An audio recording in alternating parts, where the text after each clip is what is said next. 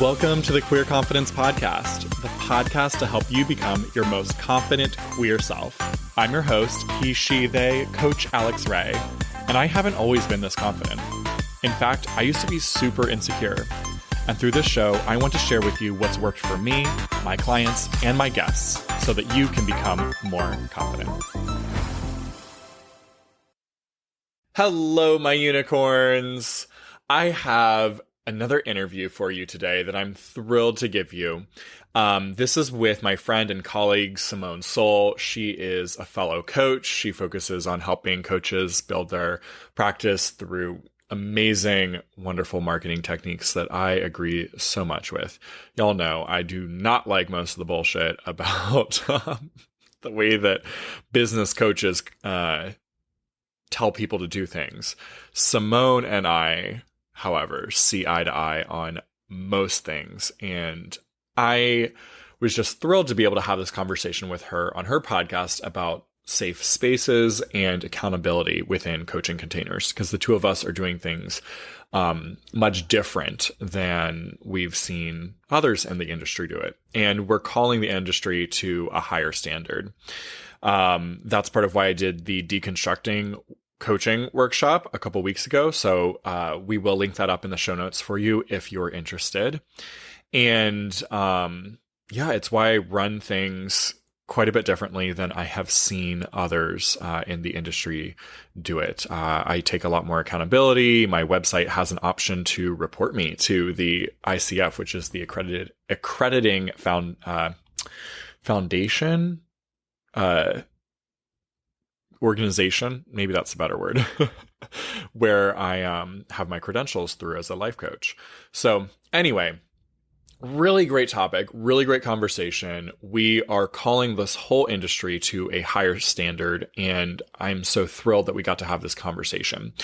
I wanted to share it with you here on my podcast as well. So Simone has had this episode out for a little bit, and now you get the treat of being able to hear our wonderful conversation.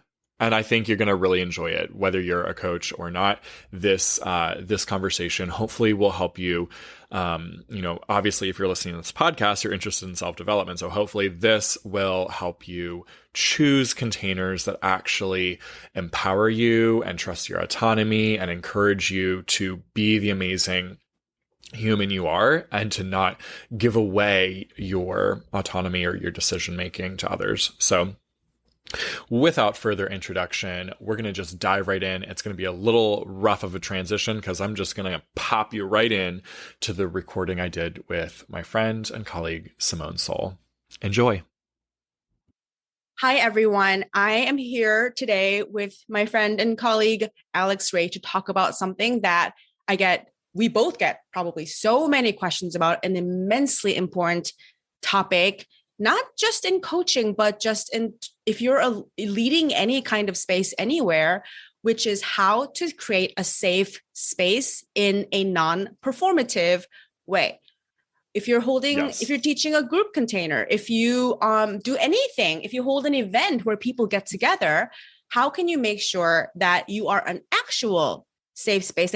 People ask me all the time, how do I signal to people that I'm a safe space? And I'm always like, you can't signal that you're a safe space if you're not an actual safe space. And if you are an actual safe space, then people will feel that. And it's not necessarily like a strategy of like, how do I signal it? So I could not think of a better person to have this conversation with than Alex Ray, who is a client of mine in Joyful Marketing, as well as an instructor inside Joyful Marketing, who teaches the coaching calls that we hold monthly for our members who are exclusively part of the LGBTQIA plus community. So welcome to the show, Alex. Please introduce yourself. We're dying to meet you.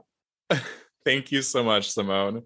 Hi, everyone. My name is Alex Ray. I am the Queer Plus Confidence Coach. And Simone covered it. Like, what I do is I help LGBTQIA plus people stand up for themselves, have their own back, and enjoy being their authentic self. And this conversation on creating real safe spaces and doing it in a non-performative way is something I've been really passionate about lately, in particular, as I've been kind of coming out of the closet with uh, being honest about negative experiences I've had within the coaching community where I felt like I was being performed inclusion too, and even being part of the performative in nature. Almost like, hi, you can be our token queer person. You know what I mean? I want to talk about that. We don't have to name any names, but just because this behavior isn't, it's frankly very, it's everywhere. Lots of people. Oh my God, everywhere. let's just name some things that we see that we may have even done. Like, if you're listening, Yeah. just be like, oh my God, I might have done that. And so the intention isn't to point fingers and say, oh, that's this person's evil. It's not that. It's let's name the things that are not okay and examine why we're doing them so that we can change it. So tell us, what are some things that we've seen? Let's talk about it. Well, I think, I'll just come out first with like, how have I been a problem? Love it. I know, oh my God, was it 2 years ago when George Floyd was murdered? Oh my gosh, was it? I think it must Yeah. have. Shit. Yeah. I was going to say last year. It's 2 years ago now. Anyway, I know I immediately wanted to like be helpful and realized in hindsight, like, oh, okay, great. This is my white savior complex. This is like me wanting to jump in and be helpful more. Like, yes, I wanted to help, but also there was an aspect of like shame and guilt for maybe my own negative contributions to the world and how I've been an unintentional racist. And oh, well, I can like hurry up and fix it by running a little workshop or like being really helpful or like reaching out to my Black friends. And that was not helpful. And thankfully, like I did have some people that were bold enough around me to point out like the way you phrase this is like kind of offensive. Why did you choose this? And in my head, thought I was being really helpful, but realized like there was a lot I had to learn, and it was not my time to speak. It was my time to sit back and a more silent participant and more just like holding space for others without putting myself on the stage.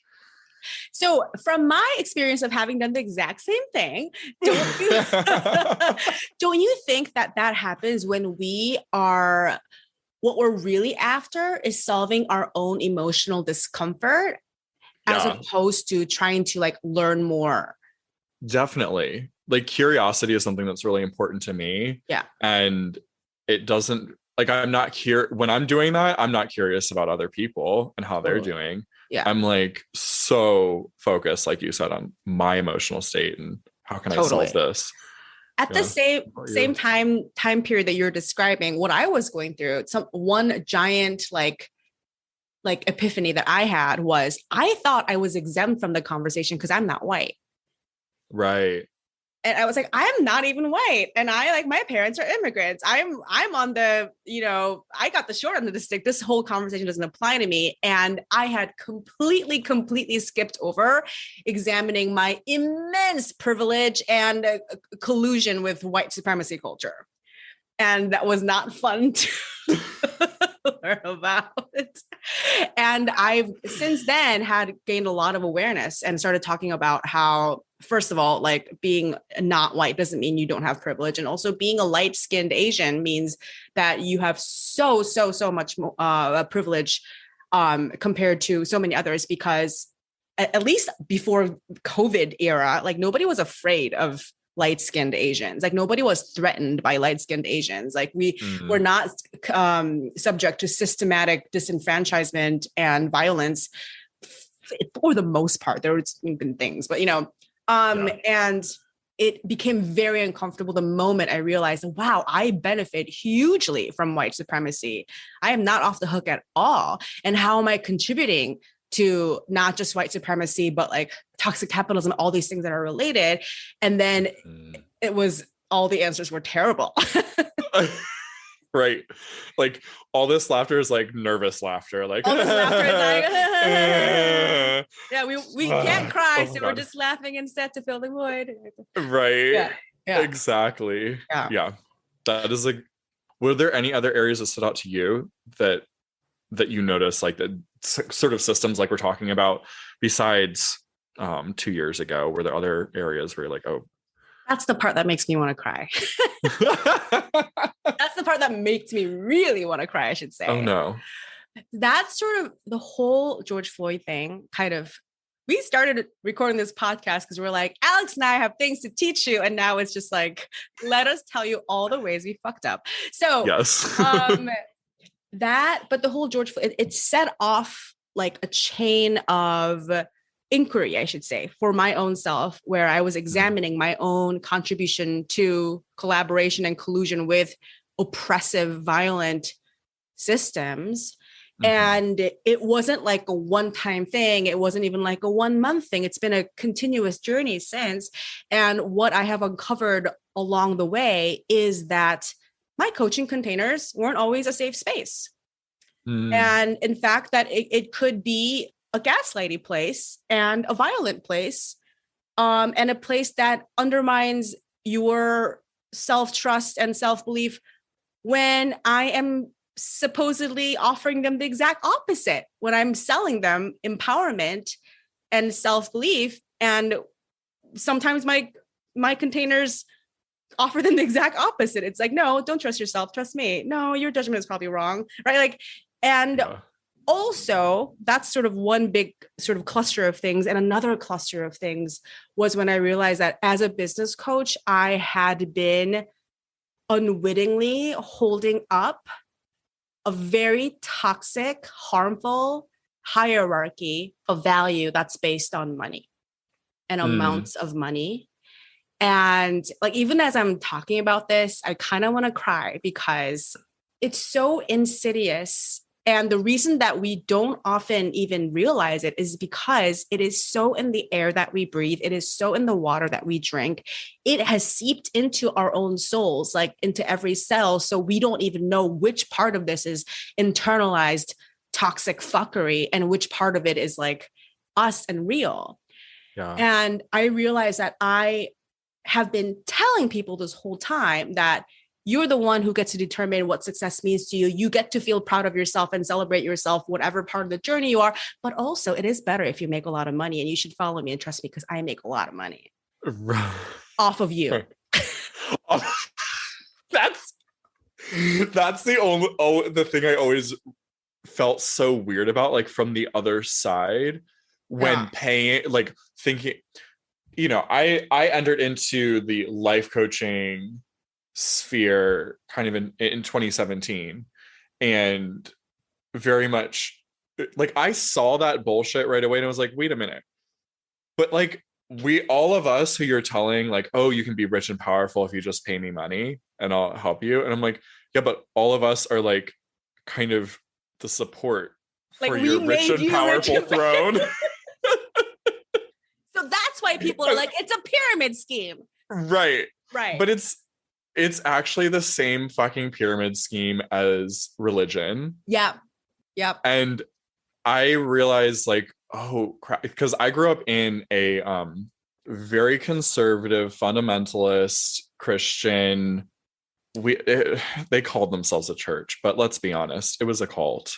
And was told how terrifying the world was, how everyone out there was going to hell. We were like, we were the majority. I looked up this denomination recently, and it's like one of the tiniest denominations in the country. Wow. I had no idea. I thought it was huge. Anyway, like everyone was going to hell, especially queer people, although I only knew that the gays and lesbians existed. I had no idea there was anything else. Anyway, point of the story is leaving that and deconstructing from that was so aware of like, oh my God, these people are just selling ideas. You had a nose for culty shit. Yeah. And then I went right into a new one.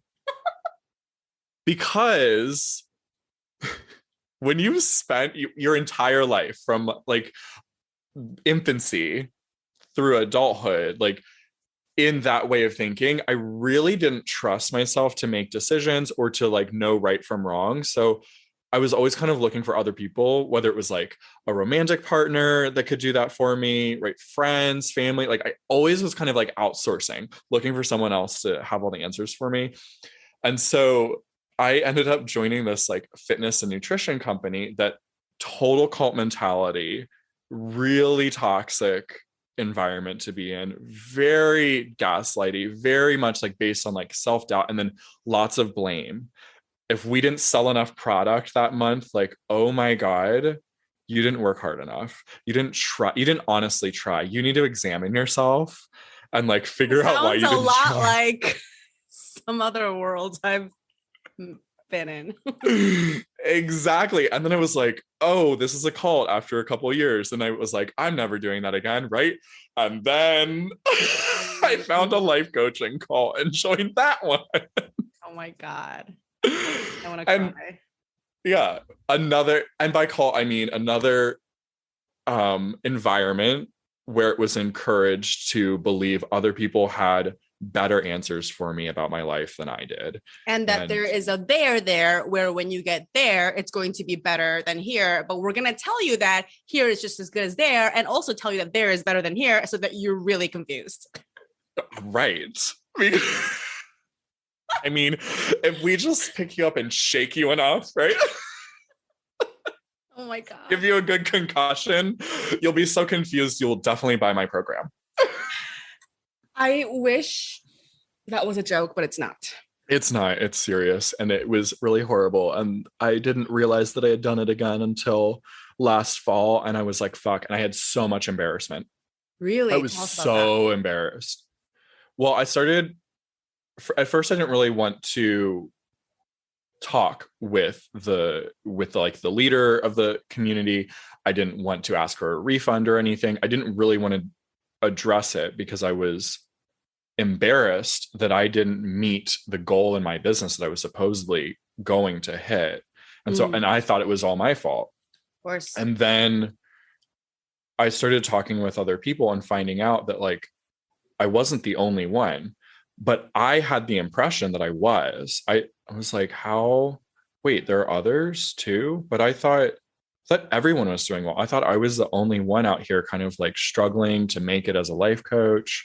I really had this impression that it was highly likely that if you're a life coach, you will become a millionaire and it won't take that long. Well, I mean, we're laughing, but how can you be faulted for thinking that when that is literally aggressively marketed to you all of the time? Right. Like, Yeah. why did you ever think that? That's stupid. Because they told you that a million times and told you and Right. told you and told you until you gave money. Right. And that money could have bought me a car.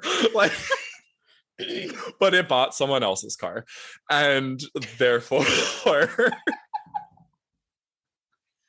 therefore they had more evidence that it worked, right? So if you just Meanwhile, gaslight people hard enough, you can buy all of the cars. You can buy all the cars. And then if they actually, instead of following what you directly told them, but rather follow your example, oh my God, they can do the same thing. Right. We could all gaslight like that. We could all be successful. And it was so funny because I was so conscious about like observing those two different things. I think by then I kind of developed that lens to be like, wait a minute, what am I actually seeing through example versus what am I hearing? And I was like, these messages aren't matching up. If I want to actually follow the success formula, I have to do things that feel really unethical to me, and I don't want to do that. And then I realized like I just wanted something different. Mm-hmm. And I wasn't willing to change in order to make that money. And I also started watching like these cult documentaries on Netflix at the same time. And I'm like, oh, gross. It's the same thing everywhere. Yeah. What Yeah. I want to share my story too, but I want to know like what happened after. Like I want you to, because right now you are so like you just exude power Thank and you. not like abusive power, but like genuine power that comes from knowing yourself deeply and loving yourself deeply Yeah. and not having defenses up and like therefore being available to truly care for others and be Mm. curious about others. And that just drips off of you. And what was it?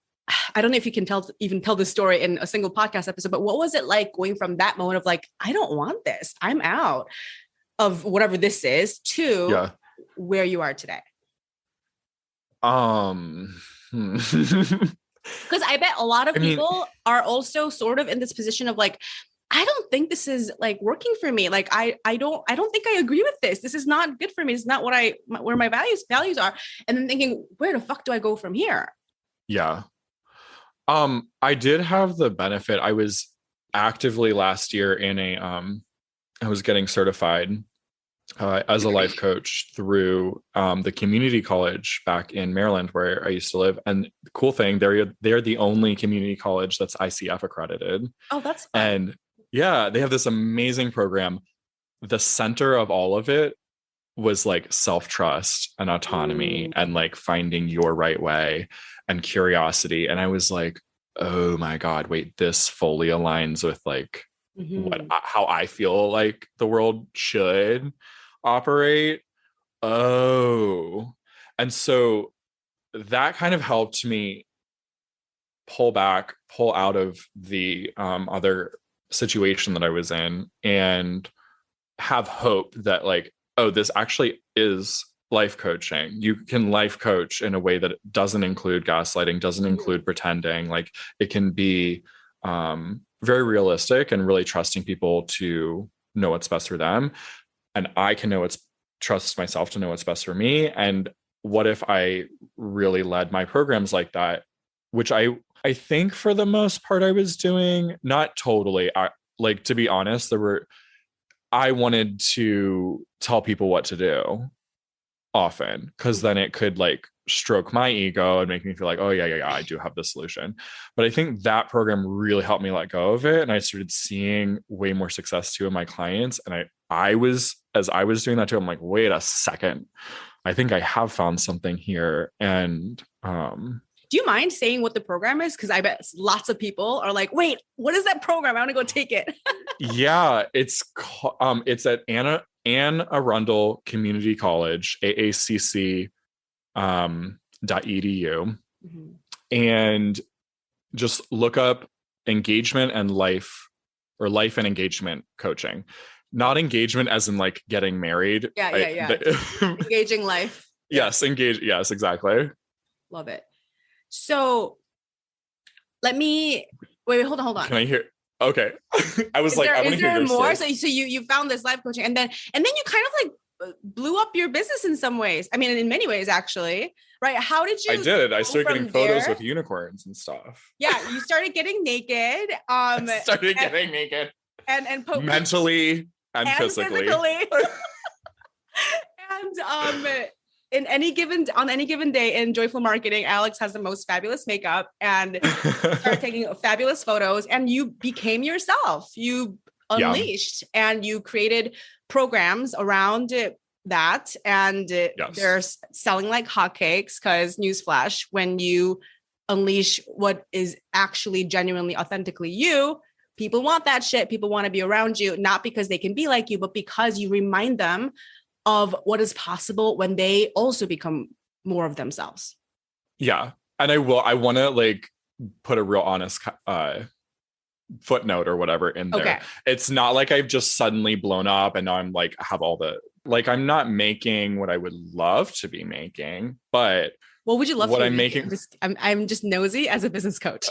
Oh, well, in 5 years, I definitely want to hit $1 million. Okay. Love it.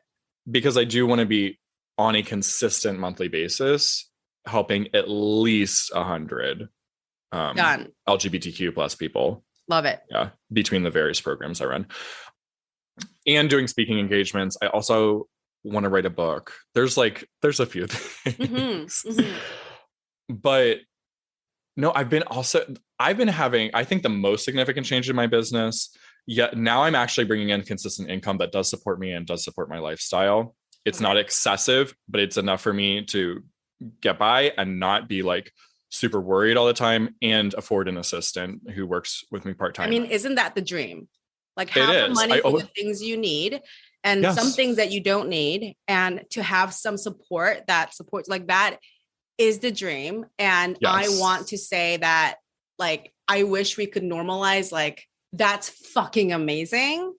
Yeah. And anything more than that is just like top, like that's like 0.0001% shit, which is like amazing if you have it, but also you're already killing it if you got to where you are now. Yeah. This year I want to hit 100,000. That's the financial goal this year. And I think I'll do it. Yeah. If things go according to plan with the Yeah. next like programs and stuff, I will. But yes, you are right. Like I'm already living the dream that like young kid me was like, holy shit, if I could put pictures of me online wearing almost nothing with a unicorn, like how am I even allowed to do that? I'm not going to get stoned for it. Like, no, you get money thrown at you for it. Right? Exactly. What? Yeah. Sometimes literal physical money. I just started dancing. Oh my gosh. Oh my gosh. I can't even go down that many rabbit holes with you because it's gonna I know, right? It's too okay, much. So rating it back. Okay, let me tell you my story. Yes. Talking about gaslighting, abuse, all that. So I feel like I should be honest about my experience as well, because my experience was different from yours, in that I didn't come from a culty background, and I don't think at all that I engaged in anything in a culty way where I was outsourcing my authority, trusting another more than myself. And I actually think that I would go into these situations with a ton of self-trust and a ton of self-authority, and with the willingness to be like, I'm going to take what's useful for me, and whatever doesn't land with me, I'm just going to ignore it. And some of it I'm going to like adapt to make it make sense for my brain, and whatever else I can just discard. And so I had a very core, from the years of fucking therapy and coaching of the kind that's like truly taking care of your soul. I felt like I had healed enough. I had come into myself enough to be able to go in with that kind of confidence, that kind of like self-authority. And because of that, I never felt gaslit, because I never gaslit myself. Like I never allowed myself to feel gaslit. So that's not, if someone was gaslighting you, it sounds like your reaction would have been like, oh, you're just telling a story, but that's okay. People have tried to gaslight me, and my thought is, okay, I'm not going to take any of that on. That's your thought. It's fine. It's not your fault. Like you have your thoughts. I have my thoughts. That's fine.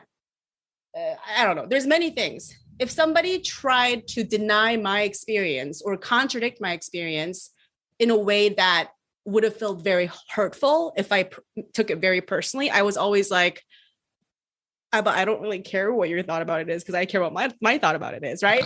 So yeah. I let that slide off of my back. And so I didn't feel gaslit because I didn't allow myself to feel gaslit. So here's the important part.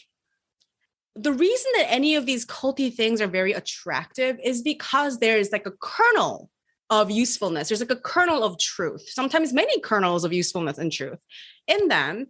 And I felt like I was able to take that and just discard everything else and make it super useful for myself. And those were very powerful things that I learned, that I took on while making it work in my way. And so I thought, everybody else is like me, right? Yep. We always think that.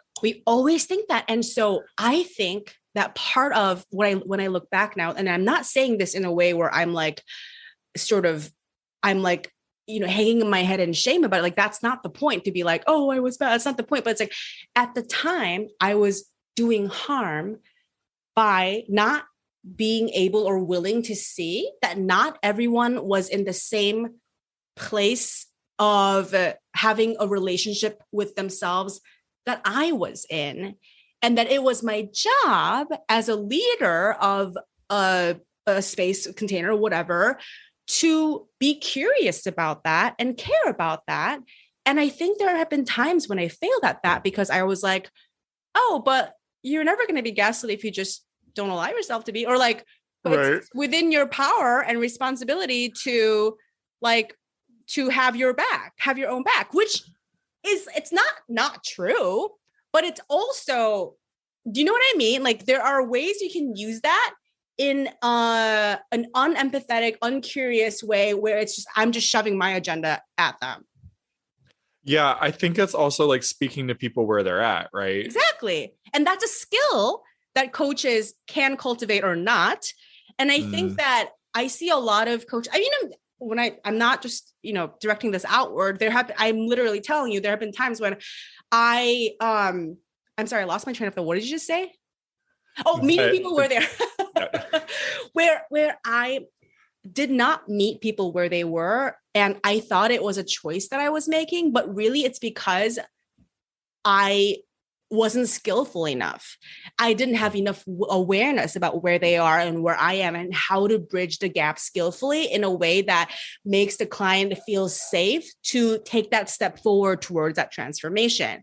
And so if you're constantly, there are times when you just have to like let the gap be there and trust the client to jump.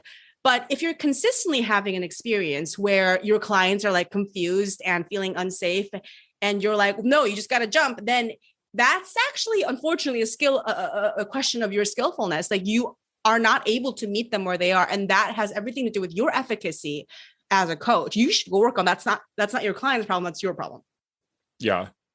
And I think speaking to like my audience, like queer people, y'all, there are a lot of people that are not ready, not skillful enough to speak with us in a way that's supportive and empowering and like 100%. Because they don't have our experience. So like if you feel like you're constantly jumping through hoops to make everyone else comfortable, then like some of those relationships or scenarios, containers, whatever, like it good, like you have the stamp of approval, you have our full encouragement to leave. They're not supportive for Yes. you. Yes. I did not question myself in this way until I kind of woke up to how much harm it was doing. And I was willing to examine my role in it without shaming myself. And also when I observed how somebody like my husband operates, who's a very different personality than mine, and nothing that anyone else does ever gets under his skin. So his advice for anyone who's upset or hurt about something is like, grow up, don't let it get under your skin. And that works for him. And it does not fucking work for me. And to be told that over and over is extremely gaslighting because not everyone is in the same place. And that is not a problem. Right. Yeah, it's okay. And yeah. It's one thing if you're just like friends or spouses, that power dynamic is very different from when you're a client and you have a coach and there's that power differential and the coach has been entrusted with the growth and care of this person when it comes to this specific subject area or whatever. And then you have a responsibility to not do what my husband sometimes does. Right. Just you need thicker skin. Just who cares? Don't worry about it. It's like, yeah, that doesn't work for everybody. Wait, can we talk about BDSM and DOMs and subs here for a second? Yes. Oh my God, please. Can I just tell you? So BDSM. Yes. So in my mastermind, my non-mastermind, whatever it is, the mystery room, we have in our Slack channel, we have different channels, and there are two channels where you can ask for coaching, and one is called BDSM coaching, and the other is called vanilla coaching. Oh my God, I love that. If you want it, sometimes you want it BDSM style. Sometimes you want someone to come at you with a paddle and give you a little spanking. And yes. You go ask for coaching when you consent to that in that channel. And when you're like, no, I just need it like nice, please. Then you go to vanilla. And even in the BDSM channel, you can say the safe word and we'll stop coaching you. If you're like, you know what, yes. I need to process this. So I just had to tell you this because I thought it was really funny. Oh my God, I'm obsessed with it. I think I might like borrow that for you can totally steal it. Any one of you who's listening is like, I want to do that. You can borrow it. I love that. So I call myself a business dominatrix. Love it. Because with power play, it's a role play. And I love that it's such an a good example of what life actually is. A Mm-hmm. dom needs a sub in order to perform like their dominant role. Yeah. Without a sub, they're nothing. So Right. they both need each other just as much as the other one. It's not that one has power and the other one does not have power. It's that they're both playing different sides of the same coin. Like you need to exercise your power to play the sub. You do. Yeah. Yeah. Yeah. Yeah. It's active. Yeah. So I don't even remember why I brought this up. Just because we're talking about, Because you're coaching. with Yeah. coaching, Yeah. right? With coaches, like to really think about them in that way that like, oh, no, hold on. Though I might be taking on the role of sub here sometimes, or maybe even frequently, like it's a role we are playing. That I This is consent only to with play right. for my own And pleasure and growth and evolution. yeah, and I can call it quits when I want to. Yes. And also, like, this is just as much mine as theirs. I'm totally allowed to be like, I don't like this. And the other person cares just as much about your safety and whether you're enjoying it as they care about their own safety and enjoyment. So I think in a truly like consensual, healthy BDSM relationship, which I actually don't know that much about except theoretically, but I've never done this in my life. So here's something TMI about my sex life. What I have learned is that, you know, everything is consent based. Everything has to be based on safety and consent, and it's for mutual pleasure. So if it stops bringing you, so for the dom, it's very important that the sub is having fun and that they feel safe. And as soon as that becomes threatened, both are like equally invested in fixing that shit. Right. So like for anyone listening, if you're in the position of being a client and you're consistently not feeling safe and you're like, okay, well, the same thing, like tying someone up with ropes can either be sexual assault or like a really fun time, depending on consent here. So if you're constantly feeling like you are being tied up and then blamed for things, like, okay, well then doesn't sound like that coach maybe is behaving in a consensual way with you. Have you like spoken up? Like what can you do? And ultimately, like, it's okay to be like, oh, you know what, this feels abusive to me. I don't really know your intentions. Maybe they're perfectly fine, but I'm feeling abused, so this isn't really helping me grow. Those words exactly, you can write them down if you need to and say them. You know, I understand that it can be hard, but like it starts with you exercising the power to say, no, this does not feel safe. And like I have told clients, you know, where I was sure there was consent, like, listen, you're full of shit. You're totally not taking responsibility for yourself. Grow up or make a decision to stop doing this anymore. And they were like, oh yes, Simone, give me more is what I need to hear. Right. And I love doing that. And when you like, you know, some people have a style of coaching where that's their thing. And I like to go there sometimes. And it's double, triple, it's like infinity important if that's what you do, to make sure that it is, your client is truly in it with you. They want it. They're getting pleasure out of it. Right. And that they know that they're exercising their power. So it's not about like, oh, you always have to be like soft and whatever. It's not about that. You can take a paddle and you can, you know, give out some spankings, but how much care are you putting into being curious about where the other person is and how safe they're feeling? And if you are not putting as much care into that, you might just be abusing as opposed to engaging in fun BDSM coaching goodness. And I'm just saying this with like full awareness that I have been abusive in the past because I was not skillful enough. I was not curious enough. And I feel a lot of remorse about it. Same here. Now that Alex and I just confessed all our sins on this podcast and we're still here and our businesses are probably not going to like burn down as a result of this conversation. If it does, you'll find out. But I just want this to be opportunity to remind everybody that I just want to normalize like being accountable. And I want to normalize just talking about places where we messed up.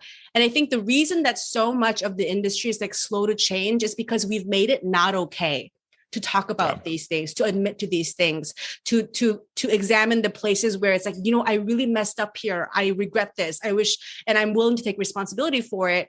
When you make that not okay, then there's no reason, there's no incentive for anybody to do this like self-examination work. So I want to normalize this. So if you want to engage in the same process of exploring your own, you know, roles in this, and you want to make some changes, it's okay. I'm not saying you have to like talk about it all over the place, but one, you don't have to have shame about it. You know, exercising your responsibility and being accountable is not the same thing at all as being ashamed about something.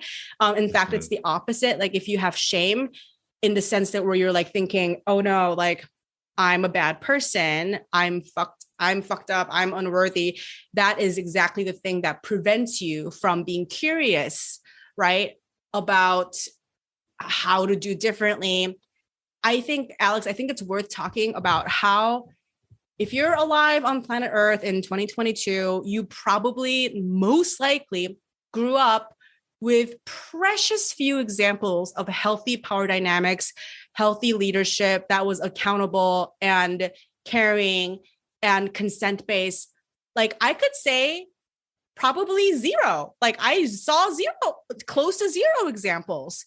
And especially zero when it comes to people with lots of power. So if you didn't get something perfectly because it was never taught to you, it was never modeled to you, and it was never like discussed in any way that you've ever seen anywhere in your life, are you going to like sit there and shame yourself that you didn't get it right? You know, like, no, that's totally, the more I think about how it's structural and cultural, right, the more I want to take responsibility and be accountable, but like the less I'm willing to turn it as like a weapon against myself to feel unworthy, right? Absolutely. Yeah. If we don't see it modeled, it's very hard to just kind of come up with it. Although I think if there's one tool to do that, it's to be aware of, I always have these thoughts. I think, again, like we said, we assume that other people do the same thing. So I don't know. Maybe I'm the only one. But I know when I've been in scenarios where there was like a power dynamic, there have been things that I was like, oh my God, I wish that this was there. I would feel more safe. Yeah. But then when I went to go and implement, like as I've run my business and everything, I wanted to do it the way that I was seeing other people do it, not the way that as a customer I had wished that things were done. Okay. Speaking of which, can we segue into talking about the kind of standards and policies that we have created for our coaching containers to make those ideas of accountability and safety explicit, right? To build it into how people experience their containers, because I was just talking earlier, we hit the record button about how we came up with like incredibly similar policies for our advanced mastermind containers without ever talking to each other. We like independently made these decisions that were incredibly similar. And I would love to talk about that. Same. Do you want to go first? Do you want to share first? No, I'll go first. Okay. I'll go first. LOL. Simone and I are very chatty, so we actually had to split this up into 2 episodes. Tomorrow, you're going to get part 2 of this incredible conversation with Simone. Until then, my friend, have a fabulous, wonderful, amazing day filled with confidence. Mwah. If you enjoyed this episode, don't keep it to yourself. Share it with a friend so they too can become more confident. You can also help more people find the show by leaving a 5-star review wherever you listen. And if you want to become a more confident queer with support from yours truly, head to coachalexray.com or use the link down in the show notes. I'm looking forward to working with you.